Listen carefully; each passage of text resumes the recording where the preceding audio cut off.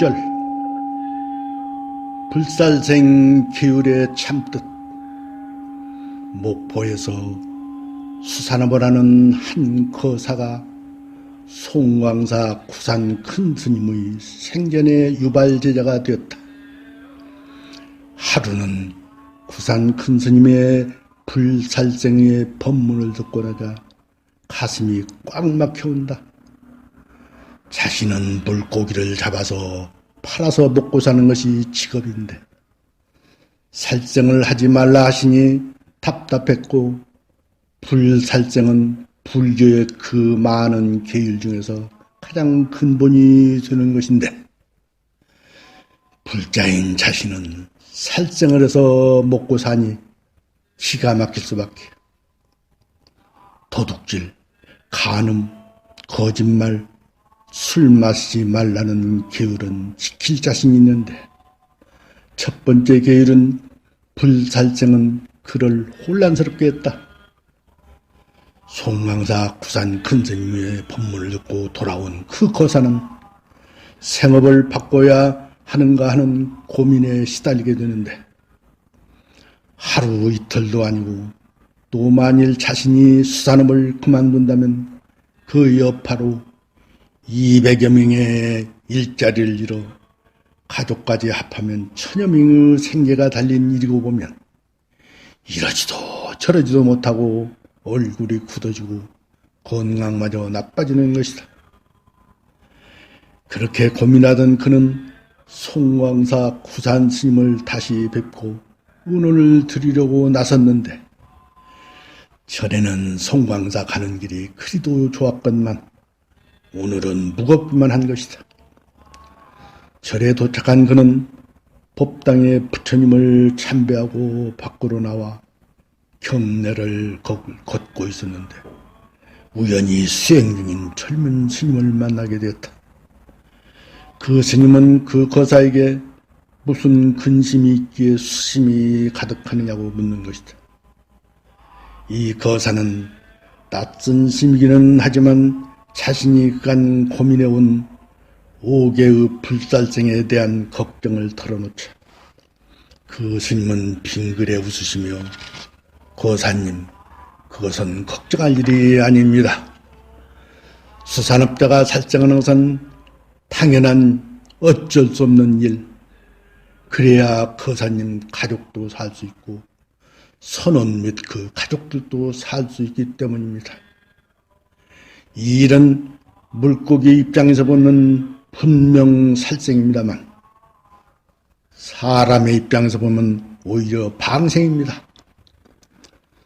1000여 명의 많은 사람들을 먹여 살리는 일이니까 더 이상 걱정 마십시오. 부처님께서 살생하지 말라는 뜻은 이유 없이 불필요한 살생을 하지 말라는 것입니다. 취미나 오락으로 낚시, 사냥과 요즘 같으면 환경을 오염시켜 생명체를 죽이는 것 같은 짓을 하지 말라는 것이지, 거사님과 같이 부득이 생업으로 살생하는 것은 어쩔 수 없는 일이나, 그러나 그것도 살생은 분명하니 하루에 3번씩 물고기를 위해 기도하십시오.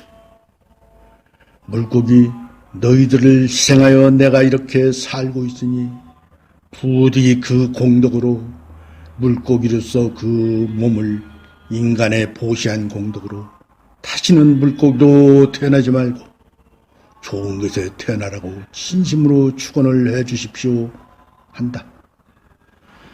스님의 그 말을 듣고 나자 그 거사의 얼굴에는 비로소 밝은 기운이 감돌았고, 그리고 자신의 어리석음을 깨우쳐준 스님께 지금도 감사를 잊지 않고 있다고 한다. 요즘도 수산업을 하고 있는 그 거사는 하루 3번씩 기도를 생활화하고 선원들을 가족처럼 돌보며 사회봉사도 열심히 하고 있다고 한다. 거짓말 하지 말라는 계율도 어머니가 잔치집에서 떡 하나를 얻어 자신은 먹지 않고 자식만 먹이려고 가져와 아들에게 떡을 주니 어머니 같이 잡수세요 하니 나는 잔치집에서 배불리 먹었단다 하는 거짓말. 산에서 나무꾼이 포수에게 쫓겨 달아나는 산짐승을 보았는데 포수가 뒤따라와 짐승이 어느 쪽으로 갔느냐고 물으니 동쪽으로 도망쳤는데 서쪽이라고 말하는 거짓말. 그것은 거짓말이겠습니까? 자비심이겠습니까? 망어, 거짓말 하지 말라는 것은 남을 죽이는 거짓말, 피해주는 거짓말, 곤경에 빠뜨리는 거짓말을 하지 말라는 것이요. 남을 살리고 이익을 주고 기쁘게 하는 거짓말은 자비인 것입니다. 부름계, 즉 술을 마시지 말라는 것도 부처님 살아계실 때 부처님 제자 하나가 하루는 부처님을 찾아와 부처님이시여 저는 계율을 어겼으니 수행자의 자격을 상실했습니다. 환속해서 제가 불자 즉 남자 신도로 머물러야 되겠다고 아뢰니 부처님께서 무슨 계를 범했느냐고 물으니 부름계, 술을 마시지 말라는 계를 어기고 술을 마셨다는 것이다.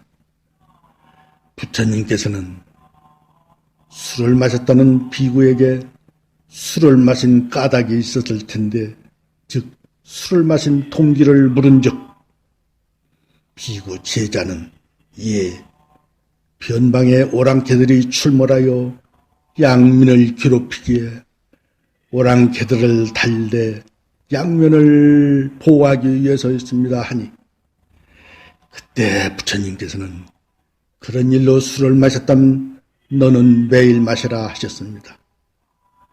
그 제자는 술을 마시기 위해 즉 취하기 위해 마신 것이 아니고 양민을 돕고 살리기 위해 부득이 마신 것이다. 또 농부가 힘든 농사일을 하다가 참때가 되어 갈증도 나고 일이 힘도 들고 시장기도 들고 하여 술을 마신 경우 직장인이 하루 일과를 마치고 퇴근길에 하루의 피로와 스트레스를 풀기 위해 술을 과하지 않게 마셨다면 그것은 술이기에 앞서 음료수요, 음식이요, 피로 회복제요, 윤활유 역할을 하는 것이다. 불교뿐만 아니라 세상의 모든 종교에는 나름대로 계율이 있는데 그 내용들은 선을 행하고 악을 멀리하라는 가르칩니다. 그러나 때로는 종교인들이 이 계율에 얽매여 더 이상 앞으로 나가지 못하고 우물한 개구리가 되는 경우가 많다. 계율은 잘 지켜져야만 하나 계율에 지나치게 얽매여 계율을 주신 성인의 참뜻을 모르고 계율을 설한 문자에만 얽매인다면 대자유인의 삶을 누릴 수가 없는 것. 계율은 잘 지켜되 슬기롭게 지켜야 한다는 것이다. 이상으로 3편 제6절을 접겠습니다. 긴 시간 들어주셔서 고맙습니다.